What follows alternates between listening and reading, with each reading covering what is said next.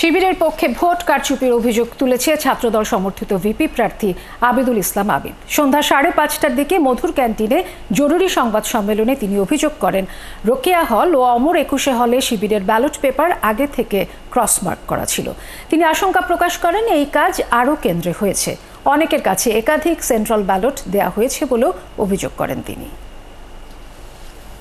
শেষ পর্যন্ত দেখতে পেলাম রোকেয়া হলের একজন মেয়ে ভোট কেন্দ্র থেকে ভোট দিয়ে বেরিয়ে এসে আমাকে অভিযোগ করছে যে ভাই, যে ব্যালট পত্র আমাদেরকে দেওয়া হয়েছে সেখানে আগে থেকে সাদিককে এবং ফরহাদের নামে ক্রস চিহ্ন দেওয়া রাখা হয়েছে। সেটা শুধুমাত্র রোকেয়া হলে ঘটে নাই, সেই ঘটনা অমর 21 হলেও ঘটেছে। অমর 21 হলের যে ভোট কেন্দ্র সেখানেও ঘটেছে।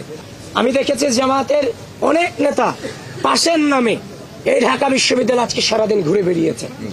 তাহলে এই যে ঢাকা বিশ্ববিদ্যালয়ের ভিসি এবং প্রক্টর আমাদের পুলিং এজেন্ট দিতে গিয়ে আপনারা আমাদের সাথে নানান ধরনের প্রতারণা করেছেন।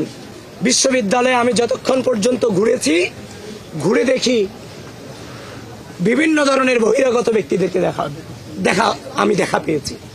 আমি আশ্চর্য হচ্ছি, কেউ বলছি কুড়িগ্রাম থেকে এসেছে। সুতরাং স্পষ্টভাবে জানিয়ে দিতে চাই, যেহেতু ঘটনা দুই জায়গায় ঘটনা ঘটেছে, প্রমাণিত হয়েছে, তার মানে কত ব্যালটে আগে থেকে চিহ্ন ভরে ব্যালট বক্স ভরে দিয়ে রাখা হয়েছে সেটা আমাদের এখনো পর্যন্ত আমাদের জানা নাই। যেহেতু ঘটনা দুইটা প্রমাণ পেয়েছি, তার মানে এরকম ঘটনা আরো ঘটেছে।